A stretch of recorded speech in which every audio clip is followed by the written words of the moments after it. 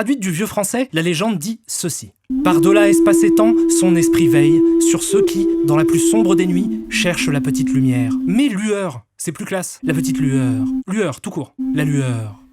Dans un monde au-delà de la vue, où le ciel rayonne de sa lumière d'or, là, la boîte cachée pourrait réaliser les rêves des mortels. C'est marrant, tu l'as dit comme si ça allait rimer, mais au final pas du tout. Un seul être au monde sait où la trouver. Et pour la trouver, vous devrez le trouver. T'es pas sérieux. Il est celui qui vous guidera. Il est votre seul et unique espoir. Votre seule chance de victoire. Il est le gardien. Il est... le Cerbère. Ok, alors le plan. Vous restez ici, vous bougez pas, tous les trois, et moi, je vais régler le problème. Non, c'est pas toi le chef toujours, c'est moi le chef, ok? C'est pas toi qui y va, c'est moi qui y va. Ok, c'est toi qui y vais. Ok. Parce que tu comprends, c'est une question de hiérarchie, ok? C'est une question d'ordre. Ouais, y a pas de problème, hein, j'ai compris, tu peux y aller. Oui, bah j'y vais.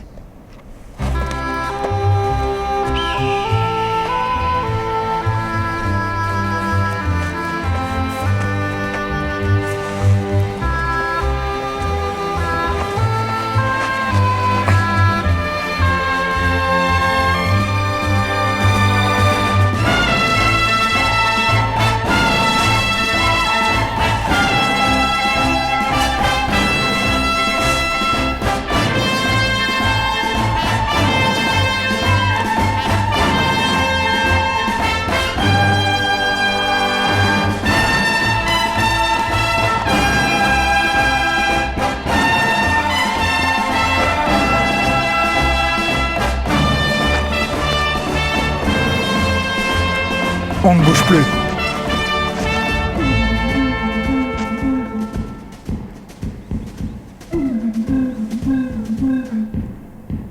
Vos papiers, s'il vous plaît. Sérieusement? Putain! Et on est en 2017, quoi! Putain, on est en 2017. Oh! Qu'est-ce qui se passe? Je crois que c'est la merde. Fais voir.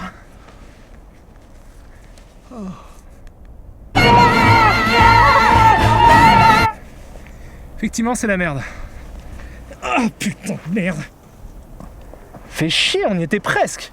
On a fait des bornes et des bornes pour rien, du coup. Ah bah me dis pas ça à moi, qu'est-ce que j'y fasse? C'est pas ma faute. Putain, moi aussi je préférais ma vie d'avant, hein, quand on regardait des films cool entre potes et qu'on se marrait et tout. Je préfère ça à crapahuter dans cette pampa de merde là. Toi tu te souviens pas, t'étais pas là, mais c'était vraiment cool. Tu te souviens, Jérém? Ah, si je me souviens. Salut à tous, c'est Kamel de Biche pour une nouvelle émission. Joyeux Noël! Mais oui Jérémy, c'est Noël, bien joué. Il est très beau ton costume en plus. Merci! Bah écoute, c'est pour moi? Oui! C'est adorable. Gilles Eh ben j'ai l'impression que le virus de Noël a fait son petit bonhomme de neige de chemin. Allez, on commence.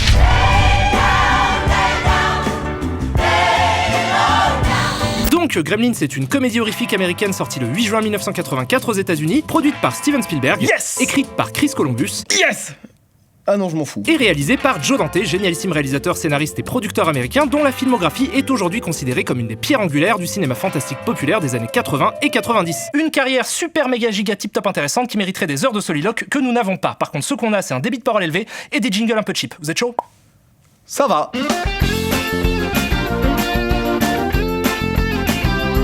Alors, Joe Dante naît en 1946 à Morristown dans l'état du New Jersey et se passionne pour le cinéma dans les années 50 et 60 en fréquentant les salles obscures où il développe un amour pour les films d'horreur et de science-fiction de cette époque-là, notamment en participant à ce que les États-Unis appellent des matinées, soit des projections destinées aux enfants et aux adolescents organisées le samedi matin. Des projections qui comprenaient souvent un cartoon, un film principal et un ou deux épisodes d'un serial de l'époque. Donc, ces matinées et la télévision, qui devient le média dominant dans les années 60 et qui rediffuse des vieux films, vont lui permettre de se construire une culture cinématographique très riche. Culture qui s'exprime publiquement pour la première fois dans les pages de Famous Monsters of Filmland, un magazine consacré au cinéma de genre que Joe Dante lisait régulièrement. Le magazine décide de publier dans son numéro 18 une des nombreuses lettres que ce dernier leur avait envoyées et qui consiste en une liste des 50 pires films de monstres du monde. Il continue ensuite à écrire pour d'autres magazines de cinéma et organise des projections de films, ce qui lui donnera l'opportunité d'en réaliser un, The Movie Orgy, entièrement construit à partir d'extraits d'autres films, séries et publicités qui sera projeté sur de nombreux campus universitaires à la fin des années 60 et au début des années 70. Le montage évoluant constamment entre les projections pour, au final, atteindre une durée de plus de 7 heures. Un film dont je n'ai malheureusement vu que des extraits extraits et dont le titre m'enlève absolument tout espoir de le trouver un jour sur internet. Wow. Mais sa carrière sera réellement lancée par sa rencontre avec deux personnes. La première s'appelle John Davison, producteur américain qui a depuis bossé sur Y a-t-il un pilote dans l'avion, Starship Troopers, et qui, accessoirement, fait la voix de D209 dans Robocop, ça c'est méga la classe. Please put down your weapon.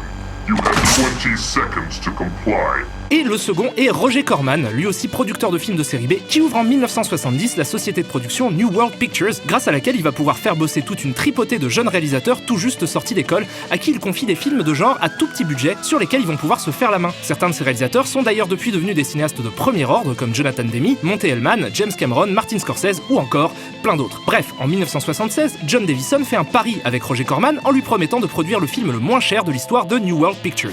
On Monday, Candy came to Hollywood. On Tuesday, she lost her blouse. On Thursday, she massacred 300 rebel soldiers. On Friday, she found out the bullets were real. On Saturday, she married Godzilla. Le résultat, Hollywood Boulevard, un film qui a coûté 60 000 $, est confié à Joe Dante, mais est difficilement considérable comme son premier film puisque pour des raisons économiques, le film utilise massivement des images d'autres films de New World Pictures, et le film est co-réalisé par Alan Arkush, réalisateur peu connu qui a surtout officié à la télévision sur des projets tels que Clair de Lune, la série qui a révélé Bruce Willis. Bref, même si The Movie Orgy et Hollywood Boulevard contiennent sans aucun doute la patte de Joe Dante, leur côté un peu informel me fait situer le vrai début de sa carrière un poil plus tard. 2 ans plus tard, pour être plus précis, en 1978, avec la sortie de Piranha, toujours produit par Corman chez New World Pictures, qui est un film de monstre qui surfe sur la vague des Dents de la Mer sorti 3 ans plus tôt, mais qu'il fait avec une pointe de dérision qui le rapproche moins du plagiat que du pastiche. 51. Elle est super bien.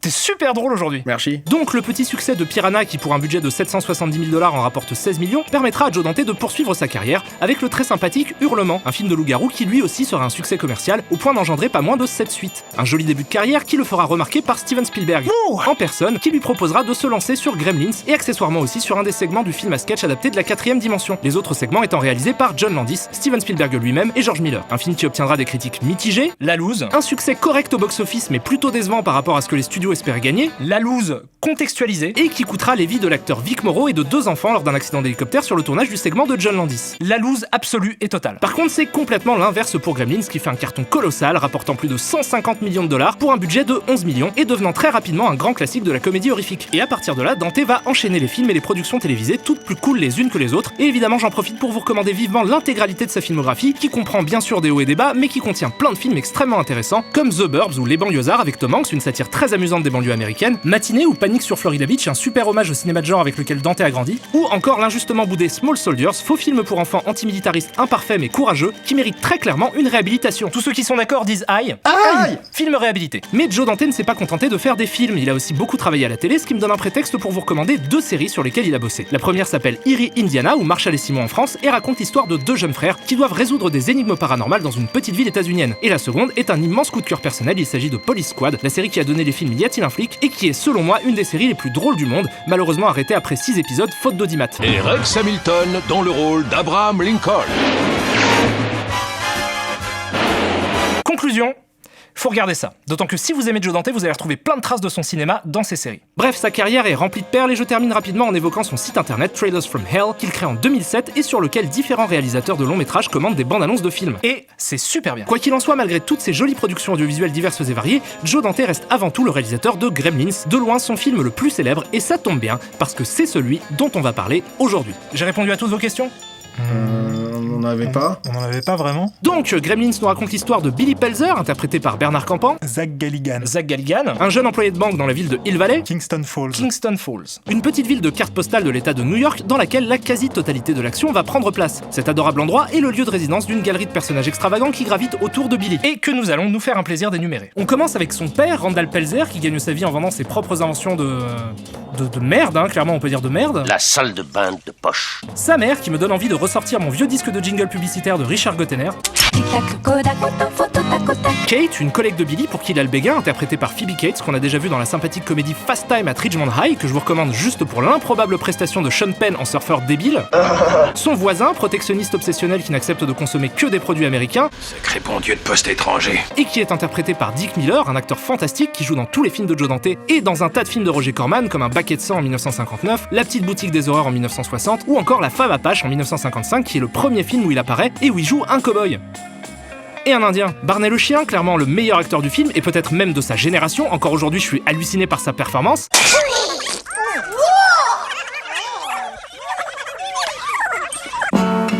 Yeah. Et enfin, Madame Deagle qui est... Je sais pas comment dire ça poliment... Une effroyable connasse, une héritière super riche qui possède une grosse partie de l'immobilier de la ville, qui prend plaisir à harceler Billy, se réjouit de voir des enfants affamés et pire, qui a comme objectif premier d'assassiner Barney le chien parce qu'il l'embête et qu'il a défoncé son bonhomme de neige. Ce qui me donne envie d'abolir la peine de mort pour pouvoir la tuer plus lentement. Et l'intrigue du film commence lorsque le père de Billy, lors d'un de ses voyages dans la mystérieuse contrée de Chinatown, entre dans une boutique et achète Gizmo, un étrange animal qu'on appelle un mogwai, pour en faire cadeau à son fils pour Noël. Monsieur Wing, le vendeur, refuse d'abord de lui vendre, mais son petit-fils accepte en secret en faisant promettre à Randall de respecter 3 règles aujourd'hui devenues cultes. Ne pas l'exposer à la lumière, ne pas le mouiller et ne pas le laisser manger après minuit. Bref, des règles assez arbitraires qui seront d'ailleurs tournées en dérision dans Gremlins 2 et qui ne sont présentes ici que pour être transgressées parce que sinon, il n'y a pas de film. Donc Gizmo se fait mouiller, ce qui a pour effet de le faire se reproduire et donc de faire naître d'autres mogwai qui ont tous l'air nettement moins sympathiques et mignons que Gizmo, et ces derniers se débrouillent pour manger après minuit, ce qui les fait se transformer en Gremlins. Ce qui amène une naturelle question... Qu'est-ce que c'est qu'un gremlin ? Un gremlin est une petite créature imaginaire malveillante qui vient au départ d'une légende dans l'aviation britannique qui date de la Seconde Guerre mondiale. À cette époque, les pilotes de la Royal Air Force justifiaient les défaillances techniques de leurs avions par la présence de petits monstres qui sabotaient les machines. Le terme est entré dans l'imaginaire collectif occidental par le biais de Roald Dahl, génialissime écrivain britannique, lui-même pilote de chasse pour la Royal Air Force, qui écrit en 1943 son premier livre pour enfants, The Gremlins, qui met donc en scène les fameuses créatures. Pour l'anecdote, le livre devait au départ servir de base pour un film de Disney, mais qui sera jamais fait pour des raisons de droit. Depuis le livre de Roald Dahl, nombre d'œuvres ont mis en scène des gremlins, tels que Lapin et Lutin, un dessin animé Merry Melodies, qui met en scène Bugs Bunny qui se retrouve face à une de ces méchantes bestioles, ou encore Cauchemar à 20 000 pieds, un des plus célèbres épisodes de la 4ème dimension, tiré d'une nouvelle de Richard Matheson, dans lequel un personnage interprété par William Shatner repère un gremlin qui dévore l'aile de l'avion dans lequel il voyage. L'épisode, réalisé par Richard Donner, a été parodié plusieurs fois, notamment dans 7 épisodes des Simpsons, et sera repris dans le segment de George Miller du long métrage de la 4ème dimension. Ce qui est assez intéressant puisque la 4ème dimension et les Looney Tunes sont deux influences majeures pour Joe Dante. Donc on retourne au film qui à partir de là va nous montrer les gremlins commettre moultes exactions diverses et variées, transformant la ville de Kingston Falls en un gigantesque chaos. Il commence par attaquer la mère de Billy qui l'espace d'une séquence devient ultra badass. Des petits trucs rigolos, cric cric. Des bidules pour l'apéro, crac crac. Des cacahuètes salées, cric salées. Donc les gremlins se multiplient, détruisent tout sur leur passage, tuent, dansent, jouent au poker, font flipper tout le monde, assassinent plusieurs personnages dont le prof de sciences de Billy et surtout Madame Deagle, qu'ils font valdinguer en trafiquant son monte-escalier, ce qui la propulse par la fenêtre de sa demeure. On pourrait s'arrêter quelques secondes sur l'effet Tardis de cette maison qui contient visiblement vachement plus d'étages à l'intérieur qu'à l'extérieur, mais en même temps si ça me permet de la voir souffrir un peu plus longtemps, je veux bien faire l'impasse là-dessus et me contenter de quelques applaudissements indifférents. Olé. Bref, Billy, Kate et Gizmo forment une résistance et décident de combattre les gremlins. Ils arrivent à presque tous les faire exploser dans un cinéma, à l'exception de Stripe, le leader des vilaines bestioles, qui se réfugie dans un centre commercial, dans lequel il est tué par Gizmo, qui l'expose à de la lumière. Tout est bien qui finit bien, la famille rentre chez elle, Monsieur Wing vient récupérer Gizmo, et c'est la fin de Gremlins sur un très joli plan. Qu'est-ce que vous en avez pensé ? Très bien. Très bon film. Oui. Et on n'est pas les seuls à l'aimer, loin de là, puisque comme je le disais plus tôt, le film a rencontré un succès planétaire, devenant rapidement un classique de Noël. Alors qu'il est sorti en juin. Ça c'est fort. Gizmo et les Gremlins se sont très vite transformés en monstres cultes et comme souvent tout ça inspirera une petite flopée de films qui vont surfer sur la vague de sa réussite en mettant en scène des vilaines bestioles méchantes qui veulent tout péter. Des films franchement pas tip top pour pas dire plutôt naze que j'aurais donc bien du mal à vous recommander, peut-être à l'exception du premier Critters qui me faisait un peu peur quand j'étais petit et qui d'ailleurs selon le réalisateur a été écrit avant qu'il ne voie Gremlins, ce qui en fait une contrefaçon accidentelle. Et tout le monde s'en fout. Et pourquoi pas Troll 2 aussi, un gros nanar improbable sur lequel je vais pas m'arrêter non plus outre mesure puisque mon temps comme le vôtre est précieux et qu'il y a bien trop de super films pour s'arrêter sur ce genre de production, qui de toute façon évidemment n'atteindra pas la cheville de la moitié du quart du 8ème du degré de célébrité de Gremlins, qui déclinera son univers et ses personnages dans une suite, Gremlins 2 la nouvelle génération en 1990, un excellent film très différent du premier et en une voie lactée de produits dérivés en tout genre, à commencer évidemment par des adorables peluches de Gizmo, trop mignons, et tout un tas d'autres trucs comme des jeux vidéo par exemple, dont le plus sympathique est très clairement Gremlins 2 sur NES, un excellent jeu de plateforme vu du dessus qui reprend la trame du deuxième film. Un succès de fou furieux donc qui place Gremlins au centre du cortex cérébral de toute une génération d'adolescents, et avant que vous ayez le temps de vérifier la justesse biologique de ma dernière phrase, j'embraye sur l'évidente question: pourquoi est-ce que c'est super bien Gremlins ? Et bah déjà c'est bien parce que c'est bien fait.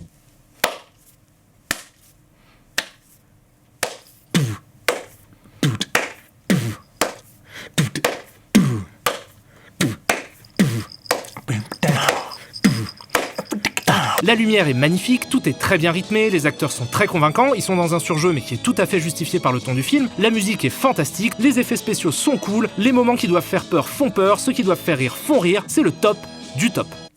du top. Tout ça justifie volontiers l'engouement généralisé pour Gremlins, mais j'ai envie d'aller un peu plus loin pour vous expliquer pourquoi ce film et son réalisateur me sont particulièrement sympathiques, et pourquoi je pense que sa filmographie a trouvé une résonance particulière dans le cœur des cinéphiles. Et comme point de départ à cette réflexion, je vais utiliser un concept que j'ai trouvé dans le très bon livre Joe Dante, l'art du jeu de Franck Lafont, qui développe une idée qu'il appelle le syndrome de Wack. Et pour vous expliquer ce qu'est le syndrome de Wack, on va parler d'un autre film de Joe Dante.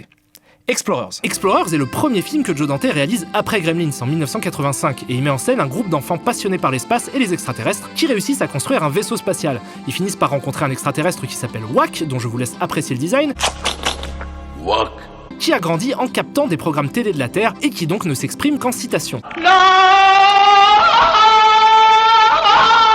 L'idée est très intéressante et ce que dit Franck Lafont en substance, c'est que Joe Dante lui-même souffre du même syndrome que le personnage de Wack. Et que donc il est, comme Wack, quelqu'un qui s'exprime par citation. C'est quelque chose de pas évident à voir au premier abord dans des films comme Gremlins, mais le film, comme tous les autres de Joe Dante, est surbourré de références à d'autres films. Et même cette idée du syndrome de Wack y est déjà présente au travers du personnage de Gizmo qui apprend les choses en regardant la télé. Ça nous fait une belle jambe, pense déjà beaucoup. Après tout, c'est ni le premier ni le dernier réalisateur ultra référentiel à mettre des extraits de films dans son film. La plupart du temps, on s'en sert pour accroître la sensation de réel, simplement parce que les personnages connaissent les mêmes films que nous et que donc ça rapproche un peu l'univers du film au nôtre. Dans le cas de Gremlins, ce procédé est utilisé un peu différemment, dans le sens où l'univers du film ne se veut pas réaliste et flirte souvent avec le loufoque. C'est dégueulasse cette illustration. Et donc que la présence de références à d'autres films a, selon moi, plus pour fonction d'apporter une dimension satirique supplémentaire en mettant en parallèle les films en question avec la vie des personnages de Gremlins pour en souligner l'artificialité. Les deux plus importantes références étant celle faite à La vie est belle de Frank Capra, connu pour sa dépiction idéalisée de la banlieue américaine, qui semble être le modèle à partir duquel la famille Pelzer décalque sa vie, et celle qui est faite à L'invasion des profanateurs de sépulture, qui renvoie à la paranoïa de ses personnages. Toutes ces questions sont fort intéressantes, mais ce que je viens de dire ne suffit pas à définir ce qui fait la spécificité de l'utilisation des références dans le film. Parce que ces références-là, les films qui passent dans des écrans dans Gremlins, ne sont en fait que celles qui sont visibles au premier coup d'œil, qui sont bien sûr vecteurs de sens dans la façon dont elles sont intégrées à l'intrigue, mais qui en réalité ne sont qu'une façade derrière laquelle se cache une myriade d'autres références beaucoup moins évidentes et parsemées tout au long de Gremlins déjà, mais même de tous les autres films de Joe Dante. Des détails absolument invisibles lors d'une première vision du film qui deviennent impossibles à ne pas voir dès lors qu'on a mis le doigt dessus. Des références qui concernent aussi bien des films d'autres réalisateurs que ceux de Joe Dante lui-même et qui constituent tout le sel de son cinéma. En faire une liste exhaustive mais totalement impossible, mais on peut quand même essayer de souligner 2 ou 3 trucs. L'action du film se déroule dans la ville de Kingston Falls, cela fait probablement écho à Bedford Falls où se situe l'action de La vie est belle de Frank Capra. Un magnète en forme de smiley est accroché au frigo dans lequel Billy va chercher de la nourriture pour les mogwai. Dans Hurlement de Joe Dante, les smileys indiquent la présence de loups-garous. Le docteur de la ville s'appelle le docteur Moreau, en référence à L'île du docteur Moreau, un roman de H.G. Wells adapté plusieurs fois au cinéma. Le cinéma projette les films A Boy's Life et Watch the Skies, les titres provisoires utilisés respectivement pour E.T. et pour Rencontre du troisième type de Spielberg. Une des inventions de Randall est un presse-agrumes mécanique et lorsque Billy veut se faire un jus d'orange, on entend quelques notes de musique qui rappellent la musique d'Orange Mécanique de Stanley Kubrick.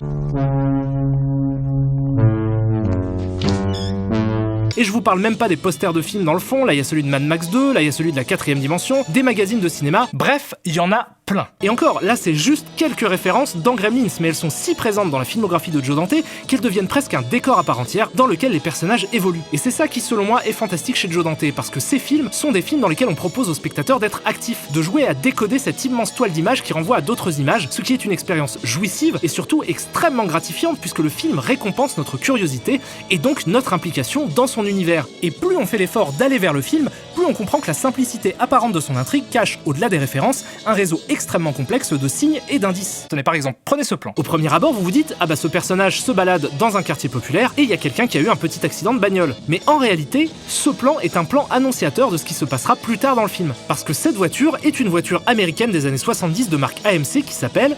Is it Pinto, Vega or Gremlin?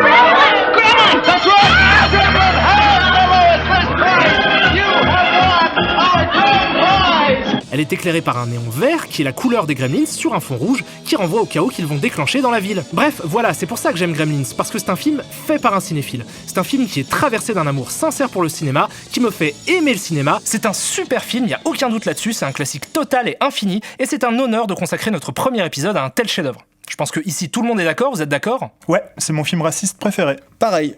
Voilà, donc on va pouvoir conclure là-dessus, c'était Kamel Debiche pour Chroma, et on se revoit dans un mois. Ciao ! Attends quoi ? Oui, alors donc on reprend. En fait, Gremlins, malgré son certain succès fulgurant, a subi nombre de critiques diverses et variées au cours des années. La plupart du temps, cela a concerné la violence du film qui, à l'époque, avait gentiment choqué une partie des critiques. On avait vu plus violent avant, évidemment, mais le côté film pour jeunes a aggravé la situation. Le film est d'ailleurs, avec Indiana Jones et le Temple Maudit, celui pour qui a été créé le PG-13, une nouvelle catégorie de classification des films qui les déconseille au moins de 13 ans. Ça concerne les films trop violents pour être PG, donc déconseillés au moins de 10 ans, mais pas assez pour être R-rated, donc interdit au moins de 17 ans non accompagné. Ce qui est drôle, c'est que le film avait déjà été aseptisé par rapport à ce qu'il devait être au départ. En fait, le script de départ, écrit par Chris Columbus, était beaucoup plus sombre que le film. Une anecdote assez amusante est que certains critiques de l'époque ont écrit des papiers sur sa violence en faisant croire qu'ils avaient vu le film, mais en citant des scènes qui avaient été supprimées du scénario. He didn't see the movie. He read the old script, and so he talked about the dog being killed and the mother's head bouncing down the stairs. And this was all stuff that was in an early draft that we completely changed. We outed him. And I was so outraged. Mais la violence du film n'est pas la seule chose qui lui a été reprochée. En effet, nombre d'analyses que j'ai lues reprochent au film son racisme. Il a même été élu 50e film le plus raciste du monde par le site Complex. La raison avancée est que les Gremlins représenteraient les minorités ethniques et particulièrement les Noirs,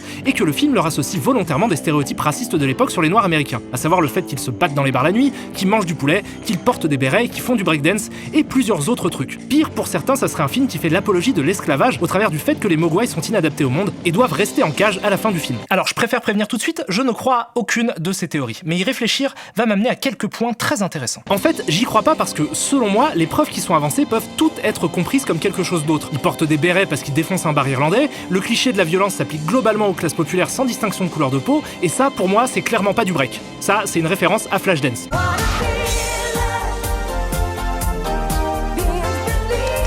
Bref, malgré tout, je comprends la démarche initiale dans le sens où la dimension de satire sociale du film et sa construction renvoient de façon évidente à la fable, et c'est tout à fait normal de le comprendre au travers d'un prisme de symbole. Moi-même, j'ai ma théorie sur le sujet, je pense simplement que les Mogwai représentent les enfants et que le film dit que si on les élève sans respecter certaines règles, en leur donnant à manger n'importe quand, en les laissant passer la journée dehors ou en les lavant, on les éduque mal et ils deviennent des méchants petits rebelles qui veulent tout casser. Ça, c'est ma théorie à moi qui est pas forcément la bonne, mais qui est celle que je défends. Mais même cette théorie-là n'est pas une fin en soi, puisque je pense qu'elle ne suffit pas à comprendre complètement les implications morales du film. Et pour ça, je vais revenir sur son scénario original écrit par Chris Columbus. Comme je vous l'ai déjà dit, le scénario était beaucoup plus violent et il existait quelques différences avec le film. Gizmo, au départ, devait se transformer en Gremlins comme les autres. C'est Spielberg qui a eu l'idée d'en faire un personnage important et lui et Joe Dante ont rendu le film moins violent. Dante y ajoutant une dimension satirique en s'inspirant des Looney Tunes dont il était fan. Et c'est là que, selon moi, le film trouve son sens et sa spécificité. Parce qu'ajouter cette dimension cartoonesque au film et lier ça aux Gremlins, qui transforme l'univers du film en chaos burlesque, a aussi pour effet de les rendre beaucoup plus sympathiques pour les spectateurs, et les rapprocher aussi de Joe Dante lui-même, qui explose dans un feu d'artifice de pop culture anarchique. Par ailleurs, il faut ajouter à ça que l'univers de départ du film est bourré de dysfonctionnements, et que c'est avant tout un détournement moqueur de l'imagerie des banlieues américaines des années 80. Selon moi, le film n'est pas à charge contre les comportements des Gremlins, mais beaucoup plus contre celui des humains. Et je vais étayer ça en faisant ce que, visiblement, le film me demande de faire,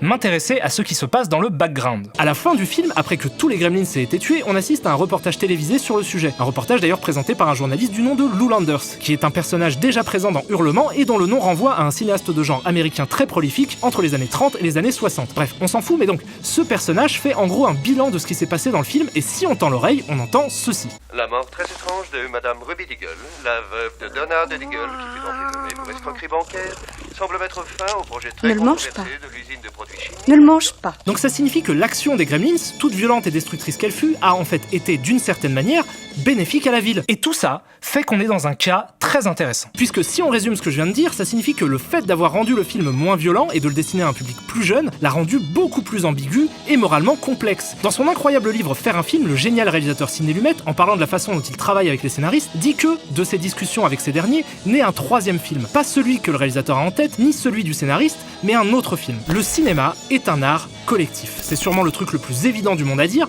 mais ça signifie aussi que le sens d'un film peut être altéré par tous ceux qui jouent un rôle conséquent dans sa fabrication. Ça veut dire que le scénario ultra-violent de Columbus, la cinéphilie de Joe Dante, l'envie de Spielberg de vendre des peluches, le thème musical enjoué de Jerry Goldsmith, les choix de lumière, de montage, tout cela participe à créer le sens du film. Et il arrive parfois que les astres s'alignent dans une magnifique harmonie et produisent un film intéressant, drôle, beau, bref, top cool, méga chouette. Et c'est très, très réjouissant. Vive Gremlins, vive Joe Dante, vive les bons films. Gilles, je te laisse conclure. Joyeux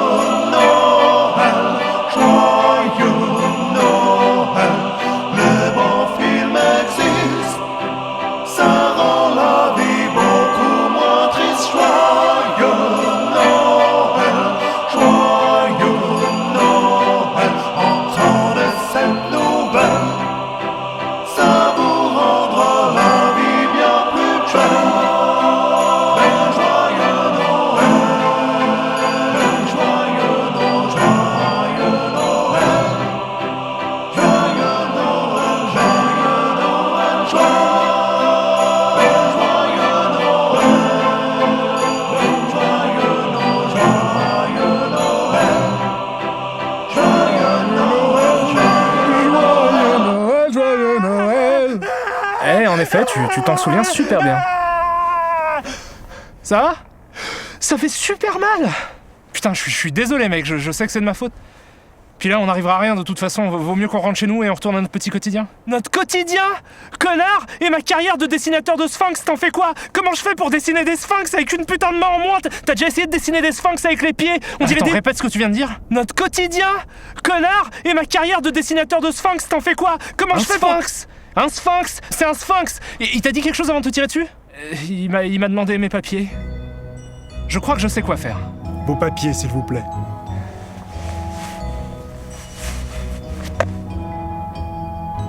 Suivez-moi.